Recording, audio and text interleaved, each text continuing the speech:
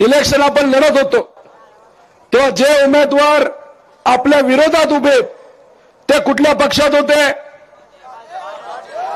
भाजप आणि घड्याळ बरोबर होते का नव्हते? म्हणजे आपल्या विरोधात होते. लोकसभेला इथून आपल्या विचाराच्या पक्षाला किती लीड दिली तुम्ही? किती दिले? मग आता विधानसभेला 60-70चा आकडा गाठायचा का नाही गाठायचा लीडचा? मग लोकसभेला तुम्ही पवार साहेबांना पाठिंबा दिला. आता इथं महाराष्ट्राचं इलेक्शन आहे. महाविकास आघाडी सरकार या महाराष्ट्रामध्ये येणार म्हणजे येणार आहे. काळ्या दगडावरची पांढरी रेघ आहे. याच्यामध्ये आपल्याला प्रत्येक उमेदवार प्रत्येक आमदार हा महत्वाचा आहे. आणि याच्यासाठी पवार साहेब या वयामध्ये या अख्ख्या महाराष्ट्रामध्ये फिरत आहेत. आज सातारा केल्यानंतर तुमच्यासाठी पवार साहेब माढ्यामध्ये येणार आहेत. एवढ्या लांब जर पवार साहेब इथे येत असतील तर पवार साहेब तुमच्याकडे आशेने बघत आहेत की तुम्ही आपल्या अभिजित आबाच्या पाठीमागे तिथे उभं राहाल. तर मी आत्ताच एक दिवस आधी मी आपल्या सर्वांना विचारतो, तुम्ही अभिजित आबा बरोबर आहात का? पाठिंबा देणार का? आपलं काय चिन्ह आहे? रामकृष्ण हरी. इथे ऊसाचा प्रॉब्लेम आहे असं काही लोक सांगतात. मला त्यांना एवढंच सांगायचंय, काळजी करू नका. अभिजित आबाचा कारखाना आहे जो अडचणीत आणला गेला होता, पण कितीही अडचणी आल्या तरी आबांनी तो कारखाना बाहेर काढला आणि तो चांगलं क्रशिंग सुद्धा करून दाखवलं. एका बाजूला अभिजित आबाचा कारखाना आहे, दुसऱ्या बाजूला जामखेड तालुक्यामध्ये जो हळगाव कारखाना आहे त्याची सुद्धा येत्या काळामध्ये आम्ही क्षमता वाढवणार आहोत.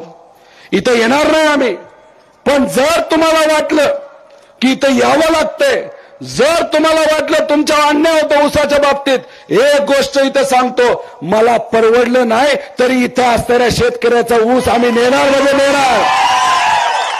शेतकरी ऊस वाढवतो, आपल्या पोटच्या पोरासारखं पिकाकडे लक्ष देतो आणि जेव्हा पीक हातामध्ये येतं तेव्हा जर कुणी धमकी देत असेल की घेत नाही देत नाही जा काय करायचं, मला त्यांना एवढंच सांगायचंय, हा कारखाना तुमचा सुद्धा नाही, इथं असलेल्या शेतकऱ्यांचा कारखाना आहे.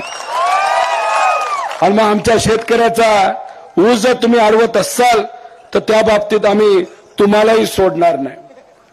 काही दिवसांपूर्वी मला असं कळतं द्राक्षाच्या निगडीत कुठलं तरी आंदोलन इथं होतं का नव्हतं? कापसे बापूंनी घेतलं होतं ना. पण त्याला पाठिंबा कोणी दिला? पवार साहेबांनी केला.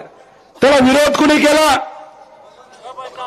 बर मला तुम्ही सांगा, शेतकऱ्यासाठी द्राक्ष महत्वाचे आहेत का नाही? मग आपल्या या द्राक्ष उत्पादक शेतकऱ्याच्या पाठीमागे शेतकरी म्हणून उभं राहायचं होतं का नव्हतं? मग पवार साहेब त्यांच्या पाठीमागे उभे राहिले, शेतकऱ्याच्या पाठीमागे उभे राहिले. आणि जर तुम्ही तिथं विरोध करत असाल तर मग इथं असणारा स्वाभिमानी जो आपला द्राक्ष उत्पादक शेतकरी हा तुमच्या पाठीमागे कसा उभा राहणार? त्यामुळे इथं असणाऱ्या सर्व शेतकरी कष्टकऱ्यांनी निर्णय घेतलाय की काही झालं तरी आदरणीय पवार साहेबांच्या पाठीमागे आपल्या सर्वांना तिथं उभं राहायचं म्हणजे राहायचं. अहो याच्या विरोधात असणारे उमेदवार आहेत, त्यांच्याकडे खरं तर आधी घड्याळ होतं, पण त्यांना सुद्धा कळालंय घड्याळाचा टाइम खराब चालू आहे. घड्याळाचे 12 वाजलेत आणि म्हणून त्यांनी ते घड्याळ तिथेही सोडलं. म्हणजे पहिल्यांदा पवार साहेबांना सोडलं, बरोबर का नाही? मग विकासासाठी अजितदादांकडे गेले का नाही? आणि मग आता अजितदादांनाही सोडलं. मग याच्यावरून आपण काय समजायचं? हे योग्य गोष्ट नाही. खरं तर काही नेते मोठेत, वयाने मोठेत, आम्ही आदर राखतो, आम्ही त्यांच्याबद्दल काय बोलणार नाही. पण एक गोष्ट सांगतो, जर त्यांनी नाही तर त्यांच्या उमेदवाराने आदरणीय पवार साहेबांबद्दल, इथं असलेल्या शेतकऱ्यांबद्दल, आमच्या या कार्यकर्त्यांबद्दल, आमच्या पदाधिकाऱ्यांबद्दल जर काही बोललं तर मग आम्ही सोडणार पण नाही, ही गोष्ट सांगतो.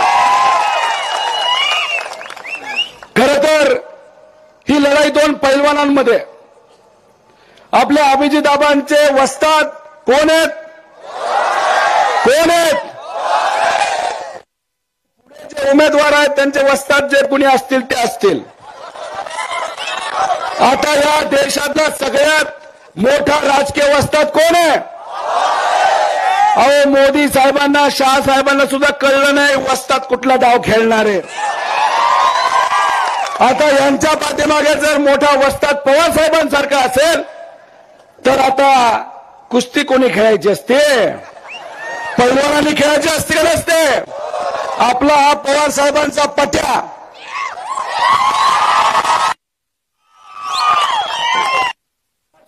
मैदानात उभा आहे, पण पलीकडनं जो पैलवान खऱ्या अर्थाने या इलेक्शन मध्ये उभा आहे तोच गायब आहे. फक्त वस्ताद मार्गदर्शन करतायत, फक्त वस्ताद त्यांचे मार्गदर्शन करतायत.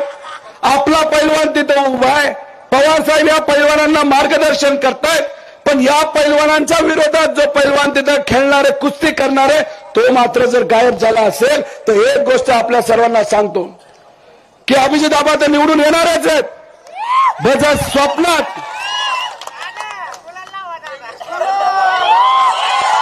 अहो मलाही गुलाल खेळायचा, अभिजित खेळायचा. 180 आमदारांना महाविकास आघाडीचा गुलाल हा 23 तारखेला तिथं खरं तर खेळायचंय. श्री क्षेत्र हरण अतिशय पवित्र ठिकाण कुठल्या मतदारसंघामध्ये येतं? तिथं मी लहानपणीपासून येतो. हबोबा वसेकर महाराजांना भेटतो, दर्शन घेतो, समाधी समोर मी नतमस्तक होतो. खरं तर तिथं असणाऱ्या लोकांची, समाज बांधवाची अपेक्षा होती की तिथं एक चांगलं सभामंडप असावं, तिथं चांगलं एक भक्त निवास असावं. पण गेल्या अनेक वर्षांमध्ये कुठलंही भक्त निवास झालं का तिथं? मग कर्जत जामखेडच्या स्वाभिमानी लोकांनी, नागरिकांनी आणि तुमच्यातल्या काही लोकांनी तिथं ठरवलं, आमच्यासारख्यांनी खारीचा वाटा त्याच्यामध्ये टाकला आणि आपण सर्वांनी म्हणजे सामान्य लोकांनी मिळून सरकारचा निधी न घेता तिथं सुंदर असं भक्त निवास सेवा म्हणून आपण बांधलेलं आहे. काय जमलं नाही तुम्हाला याच्या आधी? काय याच्यासाठी तुम्ही पुढाकार घेतला नाही? फक्त कारखाना असेल, कारखान्यावर तुम्ही जर राजकारण करणार असाल तर हे योग्य नाही. खऱ्या अर्थाने आता कुठेतरी वेळ परिवर्तनाची आलेली आहे आणि या मतदारसंघामध्ये परिवर्तन अटळ आहे असं या ठिकाणी मी आपल्या सर्वांना सांगतो. फक्त जाता जाता एकच सांगतो, उमेदवाराबद्दल बोलणार नाही. पलीकडच्या तो पैलवान काय टिकणार नाही, तो जिंकूच शकत नाही. मला माहित नाही त्यांची भाषणं कशी असतात, ऐकूशी वाटतात का नाही मला माहित नाही, पण जे काय असतील ते असतील.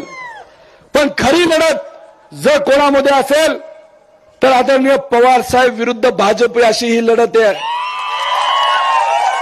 पवार साहेब विरुद्ध मोदी साहेब ही लढत आहे, पवार साहेब विरुद्ध अमित शाह ही लढत आहे. तर मी आपल्या सर्वांना विचारतो, या माड्यातून जेव्हा तुम्ही अभिजितआबाच्या पाठीमागे उभे राहता त्याचा अर्थ तुम्ही सर्वजण पवार साहेबांच्या पाठीमागे उभे राहिलात तर तुम्ही पवार साहेबांच्या पाठीमागे आहात का? 100% एकदा हात वर करून सांगा, रामकृष्ण हरी. आदरणीय